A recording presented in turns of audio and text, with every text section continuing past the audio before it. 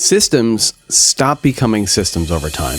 Why? Well, if you are delegating something to your team, to other team members, even to just one person, most times you will delegate it and be like, thank God I got rid of that. Thing is, and what I've found over time is that if you don't follow up and see that delegation done to its maximum, it might not get done. In addition to that, if you were to delegate a whole process that needs to be done every single day, and you delegate, I'm getting very general here, but if you delegate that whole process to your team, and it's something you used to do, and you have the meeting, and you're like, here's how you do it, and everyone's like, yeah. The next, whatever, day, week, you follow up, and everyone's like, yeah, doing it, but you didn't take the time to like look into it and see like how much it was done, or there's no process to see, hey, this was done correctly. Over time, that thing you delegated, if you just were like, la, over time, if you didn't do anything with it, didn't follow up, it will never, ever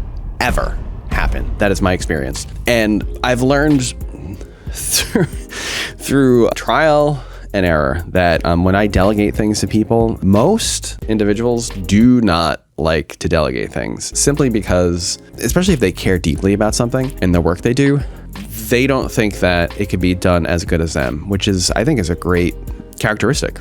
The problem is that you can't do everything. As a founder of a company that's growing, I have found that I will create a position, I will do the position for a little bit, and then I will hire someone to do that position. I will train them and then have to have, multiple meetings until like that thing is cooking. They have a way to report to me in a way that's like not overbearing. And I could see the progress. And I think as a owner or a founder or as a manager, you can generally get the feeling if something's working or not. Like we just hired somebody recently and it's a virtual position and it's difficult for most people to understand like how we do things because there are a lot of intangibles. Like for instance, we have something called the human aspect, which is like if somebody is coming in to an appointment here and they call and say, I can't come because so-and-so died. That legitimately goes against our policies because they're calling like the same day, and it's just a policy we have. We're like, you're not allowed to cancel same day for an appointment. But because we are human beings, we have to look at that and say, this requires critical thinking. Oh my God, I'm so sorry.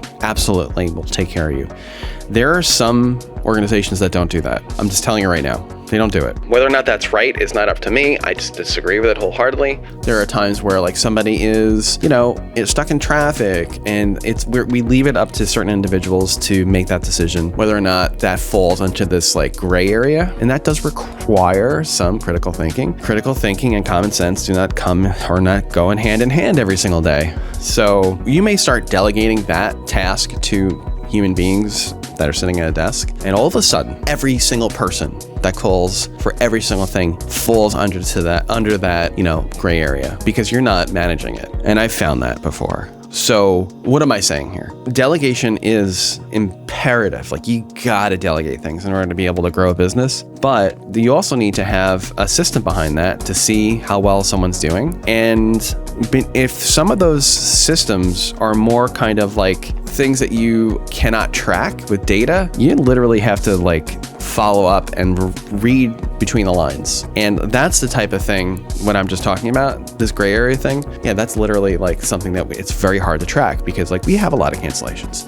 When those cancellations go up, I got to start asking questions, why? And kind of there are times where I'll have a manager sit up front and listen to the conversations. And once we hear certain trigger words, we're like, yeah, this is not, we need to have a conversation. The work is never done. Even if you're delegating something, it's not out of sight, out of mind. If you want to read a great book on this, read E-Myth. It goes into this in depth, but delegating is not getting stuff off your plate per se. It is, but ultimately the buck should stop with you. If you're the owner of the business, if you're the manager of that person, that buck stops with you because that person doesn't quite understand they've been delegated and the responsibility that they have. It still requires the leadership and management to say, okay, this isn't working. Let's try it a different way. And that's why I think the private sector is important because we're able to make those decisions and to pivot. If you are really interested in what I've been saying here, please like and comment below, subscribe,